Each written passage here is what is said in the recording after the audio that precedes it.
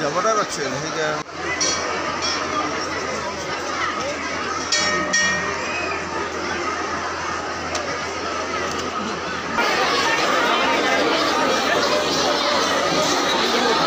মাজেদি সোমাই যাম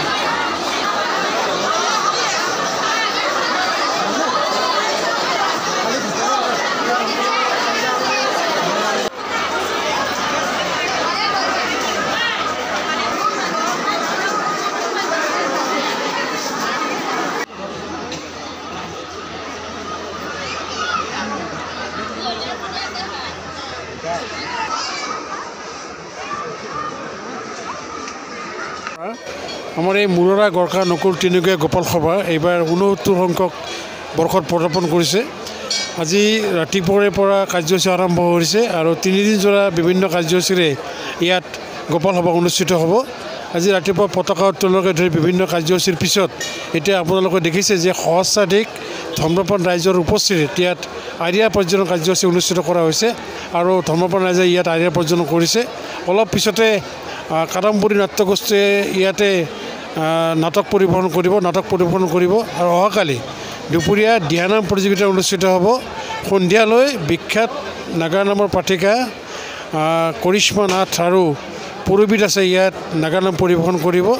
অহা পৰহিলৈ দুপৰীয়া হোমৰ পিছত সন্ধিয়া সাংস্কৃতিক অনুষ্ঠান অনুষ্ঠিত হ'ব, য'ত আমাৰ অখিল ভৈৰৱৰ দৰে গায়কে ইয়াত আৰু লগতে বিভিন্ন গায়ক গায়কে ইয়াত অনুষ্ঠান পৰিৱেশন কৰিব। বিভিন্ন হুঁচৰি দলে ইয়াত অনুষ্ঠান পৰিৱেশন কৰিব আৰু ধৰ্মপ্ৰাণ ৰাইজৰ সঁহাৰিত আমি যথেষ্ট আপ্লুত হৈছোঁ।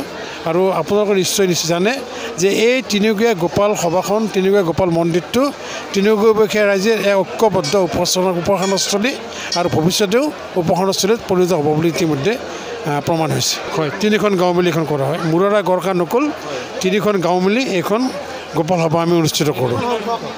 69 সংখ্যক মই ক'লোঁ। মানুহে আমি এটা পৰম্পৰা আছে বা প্ৰবাদ আছে যে ইয়াত আৰিয়া পৰ্যটন কৰিলে মানুহৰ যি মনোকামনা সেই মনোকামনা পূৰণ হয় বুলি ইয়াত প্ৰবাদ আছে। আৰু আৰিয়া পৰ্যটনৰ যিটো ইতিহাস আৰম্ভণি ঠিক তেনেদৰে ইয়াত হৈছিলে। এটা ছাগলী হেৰুৱাৰ পৰিণতিত আৰিয়া দিম বুলি ইয়াত কোৱাৰ পিছত, আৰিয়া পৰ্যটন কৰাৰ পিছত পিছদিনাই ছাগলী পোৱা আৰম্ভ 1955 চনত ছাগলী পোৱা আৰম্ভ কৰাৰ ধৰি আজিলৈকে মানুহৰ মনোকামনা পূৰণ হয় বুলি এটা প্ৰবাদ আছে।